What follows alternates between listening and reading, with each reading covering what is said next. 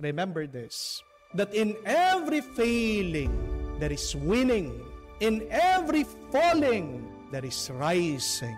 And in every frustration, there is a celebration. Inaanyayahan po tayo ng Diyos sa pamamagitan ng sulat ni San Pedro. Pinapaalala sa atin ng apostol ng Panginoon. Sabi po niya, count it as a blessing that you undergo trials and sufferings for God. Pag ikaw ay nakakaranas ng pagkabigo, pag ikaw ay nakakaranas ng sakit, pag ikaw man ay dumadaan sa paunti-unting kamatayan, huwag kang malungkot, matuwa ka. Yan ay pagpapala. Treat your little debts. Treat your problems. Treat your failures as a grace from God.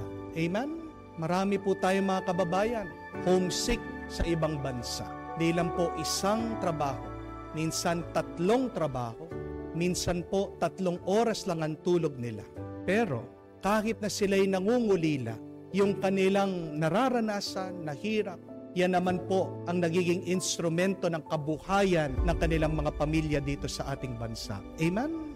Kung man kayo ay sawang-sawa na sa pagbabayad ng utang, huwag mong kakalimutan yung feeling na yan, yung sawa ka na, yung ayaw mo na, yung parang gusto mo nang sumuko.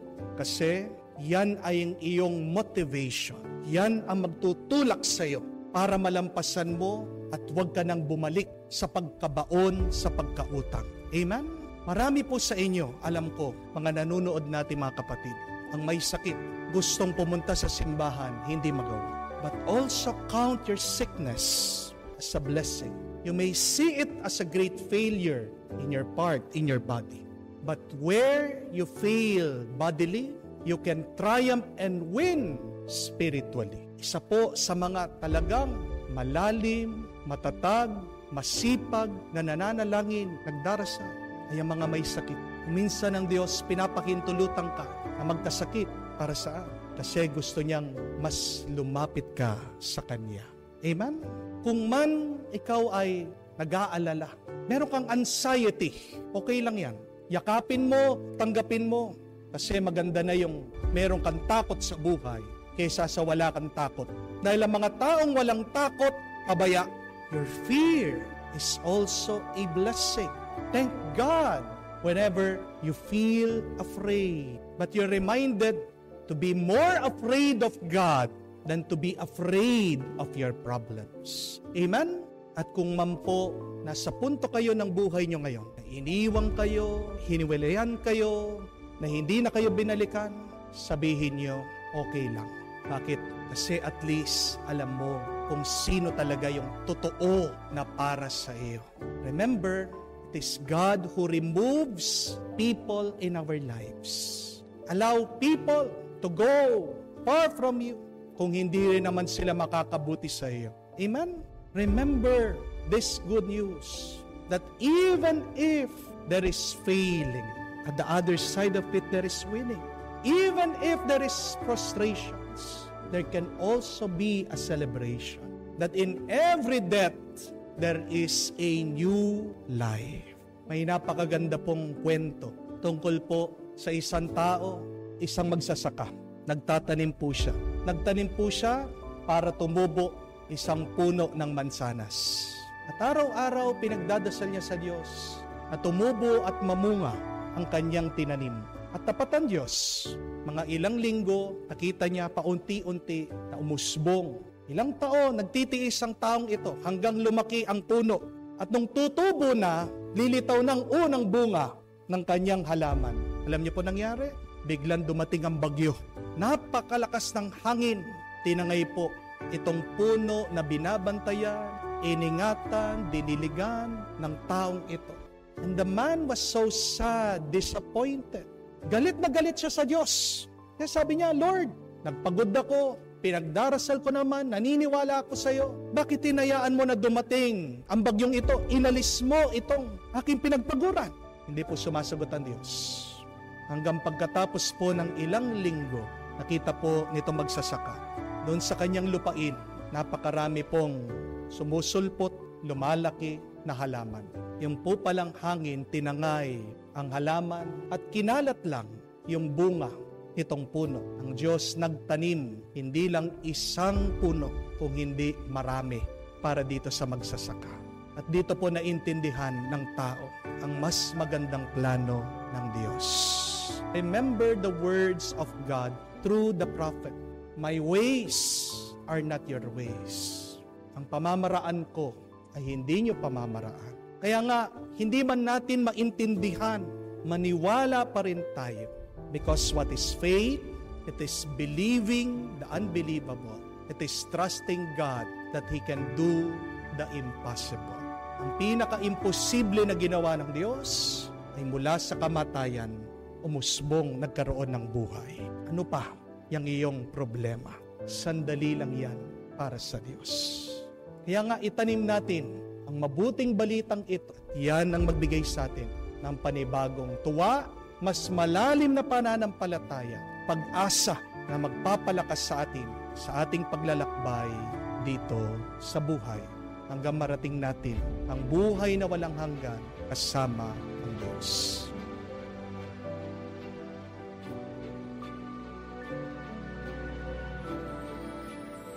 Sana ganong kadali na bagong araw, bagong buhay din. Bagong oras, malinis ang iyong buhay, mawawala lahat ng iyong mga iniisip na pagsubok at suliranin. Sana ganong kadali, pero hindi. Merong carry over Pag natulog tayo, ganun pa rin kagising natin, nandun pa rin yung ating mga obligasyon, yung ating responsibilidad, yung ating mga problema. Sana, pag nagbabago ng kalendaryo, nawawala na rin yung mga pag-aalala mo, nawawala na rin yung iyong mga takot, yung iyong mga problema. Pero sadyang ganyan ang katotohanan ng buhay. Hindi po ba? But allow me to encourage you. Please remember this, that problems are a part of life, and solving them is the art of life. Ang problema ay parte ng buhay, at ang pagsagot sa iyong mga problema ay ang ganda ng buhay. Bakit po lalong bumibigat ang ating mga problema sa buhay? Well, first, because you keep on avoiding them. You keep on denying them. No, face them. Accept them, embrace them. But secondly, our problems becomes heavier, bigger, because we do not solve them. We do not answer them. We do not find a way to overcome them. Bago po lumaki ang problema, habang maliit pa lang yan, harapin mo na, sagutin mo na. At ang ganda ng buhay ay yung pag nalalampasan mo yung mga problema mo. But I think that is the question for all of us. How can we find the answers to life's many problems? I tell you, my dear friends, hindi po mauubos ang problema natin. Palaging meron. Bata ka, matanda ka, mahirap ka, mayaman ka, maganda ka, may problema ka pa rin. Pag wala kang ganda, mas malaking problema mo. Di po ba? Palagi may problema. Pero yan yung tanong saan kaya tayo makakakita ng pinakasagot? Paano natin malalampasan ang mga sunod-sunod, palaging dumadating na problema at suliranin sa ating buhay? Let us go back to this very beautiful reading that we have coming from the first letter of St. John. Memorize this verse. Ano po ang sabi niya? Beloved, who is the one who conquers the world? But the one who believes that Jesus is the Son of God. Very beautiful. Sino daw ang tao na magtatagumpay na sasakop sa buhay na ito kung hindi ang tao na naniniwala na si Jesus ay ang anak ng Diyos? That is the key, my dear friends. It is our faith in Jesus, the Son of God. And I think that we should really ask ourselves, do I believe that Jesus is the Son of God? Do I believe in the deepest of my heart? Do I believe in my mind, with all of my soul, with all of my strength, that there is nothing impossible with God? Be honest with yourself. Do you believe? Or there is still some doubt? Buo ba talagang iyong paniniwala? O meron pa rin pagdududa? Baka lang iniisip mo, pero hindi ka naniniwala. Magkaiba po yun. Baka sinasabi mo lang, pero hindi nararanasan ng iyong kaluluwa. Dahil maaaring iba ang iyong iniisip, sinasabi, sa iyong nararamdaman. Where do you put your faith in? Saan ka talaga nagtitiwala? Tanong mo yun. Maging honest ka. At pag nakita mo, pag nasagot mo na talagang hindi buo ang paniniwala mo sa Diyos, then ask for more faith. Because you cannot conquer your problems without a full, strong, and deep faith in Jesus, the Son of God. May napanood po akong interview. Di ko alam kung napanood nyo din. Kay Boy Abunda. Ini-interview po niya si Alessandra De Rossi. May napakaganda siyang tanong sa kanya. Sabi ni Boy Abunda, kung makakakita ka ng 1,000 of fireflies na maraming alitap-tap, sabi nila, pag nag-wish ka, magkakatotoo. Ano ang iwi-wish mo? Alam niyo po, very honest. Totoo naman, tapat yung sagot ni Alessandra De Rossi. Yung artista, sabi niya, ako Kuya Boy, ang iwi-wish ko, maraming pera. Kasi tumatanda na tayo. Kasi sino ba yung hindi nangangailangan ng maraming pera para yung tambay-tambay ka na lang, wala ka nang ginagawa?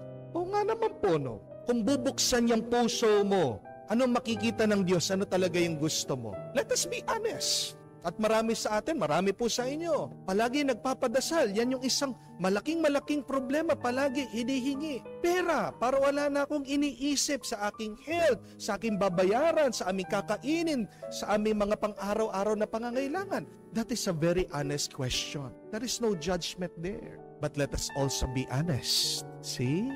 Where do you put your trust in? Sinasabi mo, you trust God. And yet, what do you seek? Naniniwala ako, I trust the Lord. Pero yan yung palagi mong hinahanap, pera. Baka nakalimutan na natin ang salita ni Jesus. Seek first the kingdom of God and everything will be given to you besides. Unahin mo lang palagi ang Diyos. Uunahin din ng Diyos ang iyong pangangailangan. Bakit hindi pa dumadating ang maraming grasya? Yan yung problema. Hati ang iyong paniniwala sa Kanya. May pagdududa ka. Wala pa rin sa puso mo ang Diyos. Hindi naman pera palagi ang susi sa ating mga problema. You can do a lot of things with money and yet not everything. Amen? Nabalitaan niyo po ba yung anak na mga Samsung, yung mga pinakamayaman na Koreano, nagpakamatay? Pag sinabi mo daw Samsung sa ibang bansa, sila yung may-ari ng lahat. Building, maraming lupain, maraming pera, maraming sasakyan, everything. They are very powerful. But see, nandun na lahat dun sa anak nila. Limpak-limpak na pera. Lahat na magagawa niya, lahat ng gusto niya. Pero bakit nagpakamatay? Because it is not money that conquers the world. It is not money that solves the problem. Until when will we understand that? Kumuha po kayo ng dolyar. Makikita nyo sa pera ng mga Amerikano. Buti pa doon pinapaalala sa atin. Ano yung nakasulat? In God we trust. Nasa pera nila yun. Sana sa pera din natin, no? Maisulat yun. In God we trust. Who do you trust? And why should we trust God? Ano pang sabi ni San Juan? Because in God we have life. And John ended his letter by saying that with God, He gives us eternal life. Hindi lang po buhay, pero buhay na magpasawalang hanggan, buhay na puno, buhay na umaapaw. How do we receive that? Please, put your whole trust in Jesus, the Son of God. So bawat umaga po, and throughout the day, let this be our beautiful prayer to strengthen us, to encourage us, to give us life. Say, Jesus, I trust in you. As you wake up, pagising mo sa umaga, habang hinahawakan mo yung puso mo para nilalagay mo sa puso mo, sabi mo, Jesus, I trust in you. May sakit ka, san man yung parte ng iyong katawan na kumikirot, may sakit, hold that, pray, say, Jesus, I trust in you. Kung litong-lito ka, hawakan mo muna yung ulo mo. And then say, Jesus, I trust in you. Asking for enlightenment, Jesus, I trust in you. Walang pera yung wallet mo.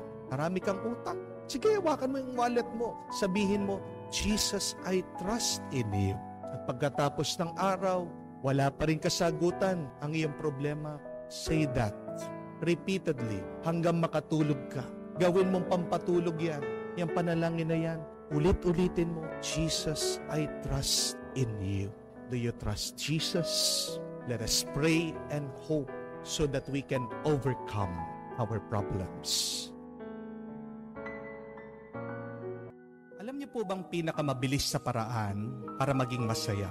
What is the quickest and easiest way to be happy? Ito po, yung tingnan mo sa buhay mo kung ano yung meron ka. To see and appreciate what you have. That is the quickest and easiest way to be happy. And what is the easiest way to be sad? Ano yung pinakamabilis at madaling paraan para naman maging malungkot? Yung tingnan mo sa buhay mo, yung wala. When you're trying to find what is missing in your life, you will be sad and miserable. Ang kasabihan, happiness is not having everything, but happiness is being thankful for everything in your life. So the question is, are you thankful for what you have in your life? Have you looked around at your life? And have you been grateful for these things, for the people that you have, the experiences that you have undergone? Dahil kung hindi mo pinapansin, tinitignan, pinapasalamatan ang mga bagay-bagay sa buhay mo, magiging malungkot ka. Amen? Remember that gratitude is a free antidepressant. Meron po mga ibang tao, depressed, may sakit.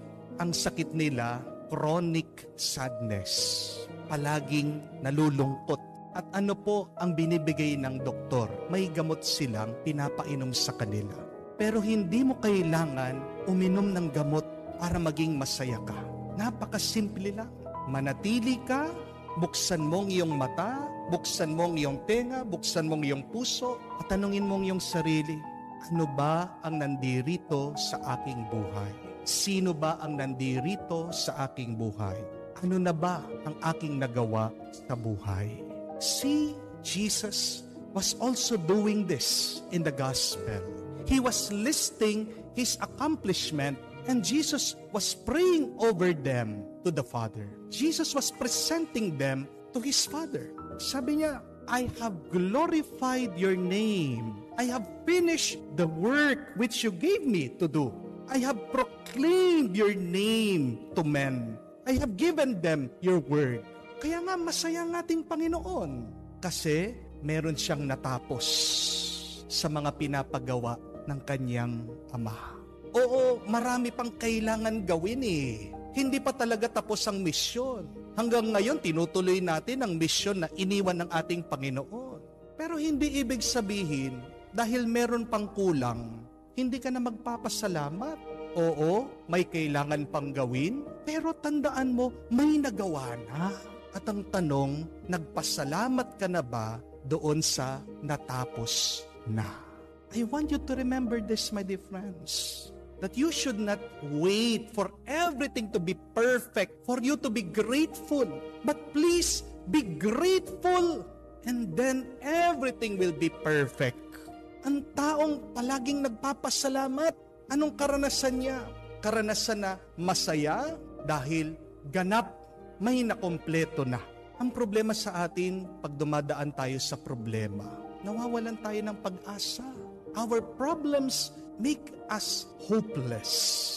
And what does hopelessness mean?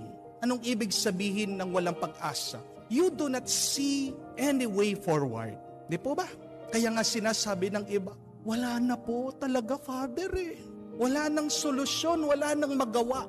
When you are hopeless, you are blind to the future. Bulag ka sa paparating. Bulag ka sa pwedeng gawin. Anong kailangan gawin? Anong pwedeng gawin pag ikaw ay walang pag-asa, maraming problema. Manatili ka muna at pwede kang lumingon at tignan anong nangyari, ano nang nagawa mo, ano nang natapos mo.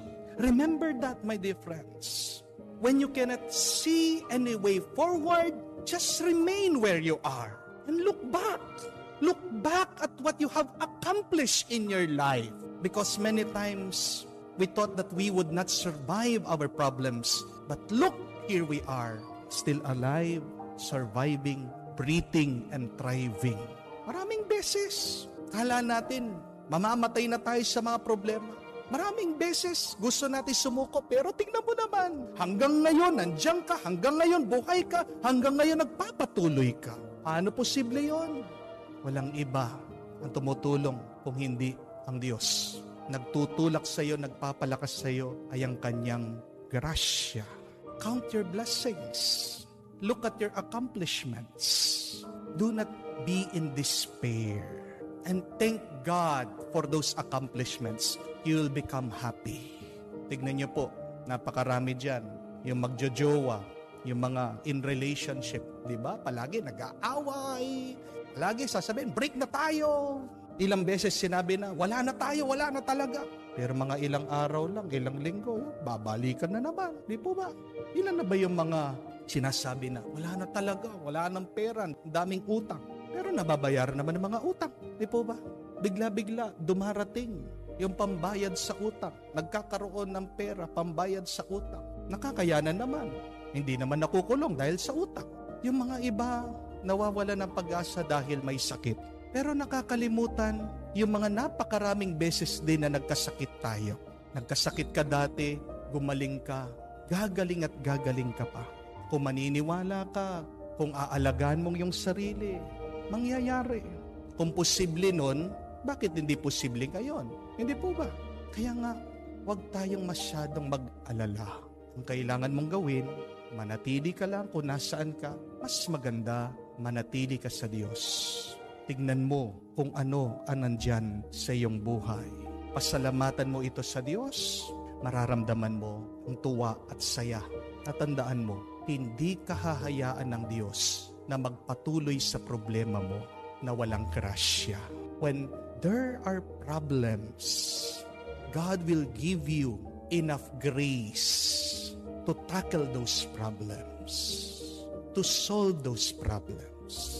If you have solved problems in your life before, you can solve your problems still now through your perseverance and through God's grace.